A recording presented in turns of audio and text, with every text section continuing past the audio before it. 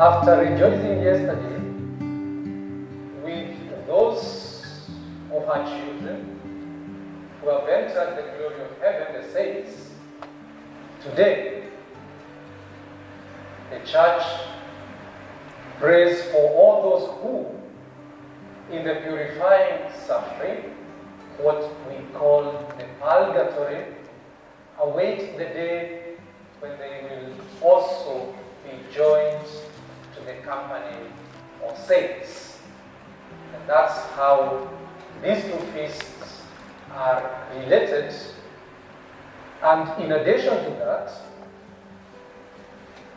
yesterday and today's feast state in most striking fashion the mystery, the mysterious union between the church triumphant, the church militant, and the church suffering.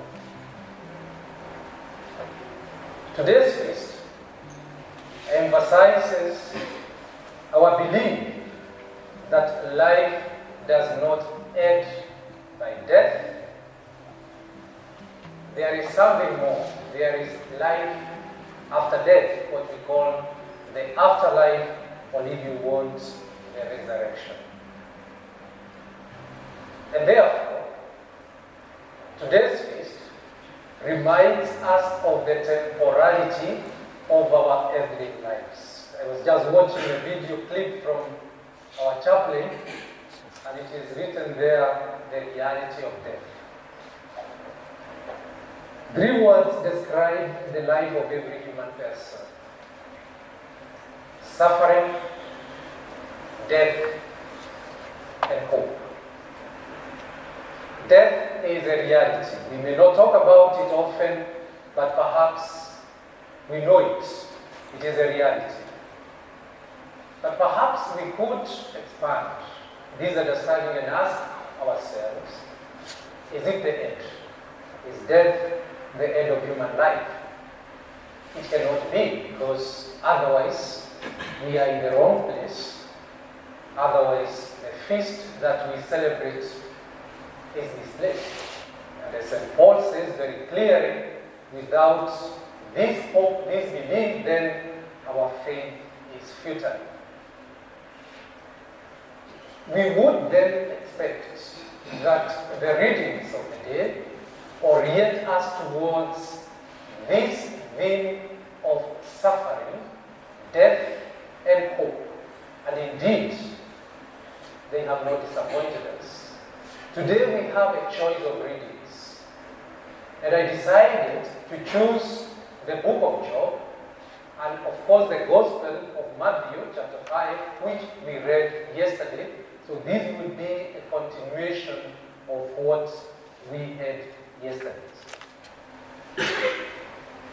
The first reading from the book of Job provides a lived experience of suffering and death, not as ends, but as means towards what I would call an eschatological hope.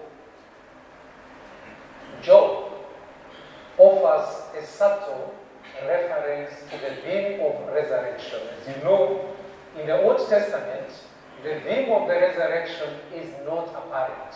It is not as direct mentioned as in the New Testament. And therefore, except from the book of Ezekiel, the story of the bones, Job, in a very subtle way, provides a hint, a reference to the resurrection. But to know that, or rather for this thing to be apparent, then we have to take the book of Job as a whole. And slightly before today's reading, the pericope that you have just heard, Job says, I am nothing but skin and bones. I have escaped only with the skin of my teeth. That is the verse 20 of chapter 19. And rightly so. Job is at the point of death, just almost at the middle of the book, and has undergone great suffering, Nothing is left of him.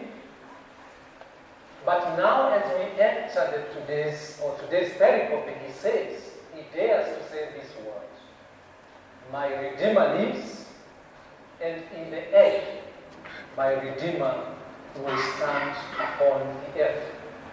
The verb used there at the end, will, is a future tense. And therefore, there is something more than the death or the suffering that Job is at the moment experiencing. And Job believes that even after his body is destroyed, his life does not end. He has hope and confidence to see God, as he rightly said. Jesus, on the mountain, outlines essential important criteria for judgment in this present life and the life to come. The Beatitudes in Matthew can only be understood when we recall the final judgment, what we would call the Great Judgment in chapter 25, where the king, in this case Jesus, brings all the nations together and separates them, sheep and goats, with one criterion.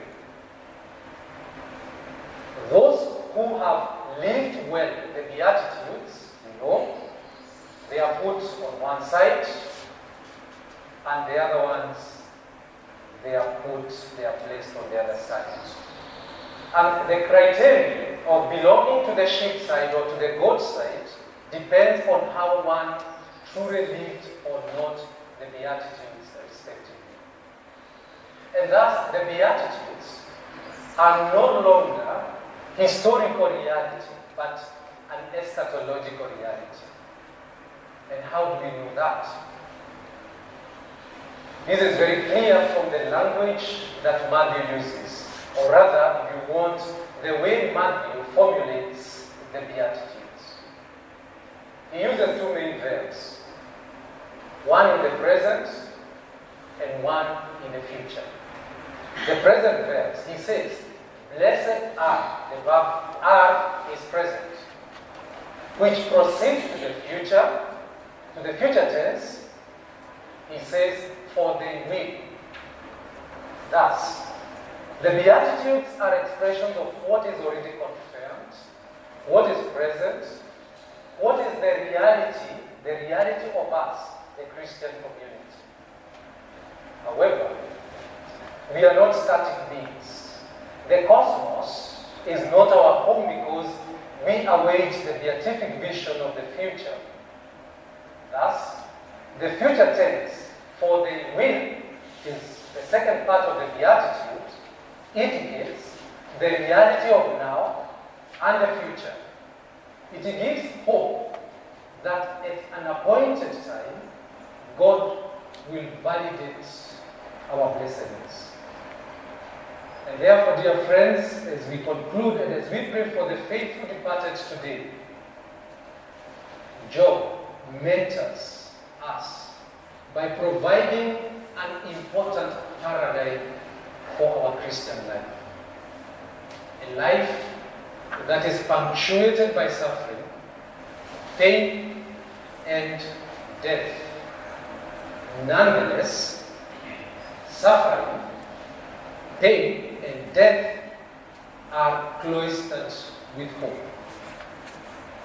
Matthew, on the other hand, through the Beatitudes, reminds us of the reality of our lives, that at present we are the Macarios, the blessed ones.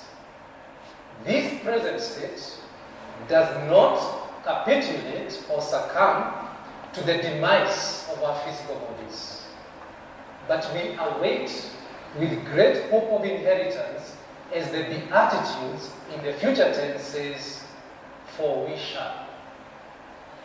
We pray for our faithful departed, not forgetting that we hope to join them, the faithful departed, where we shall praise, serve, and reverence God eternally.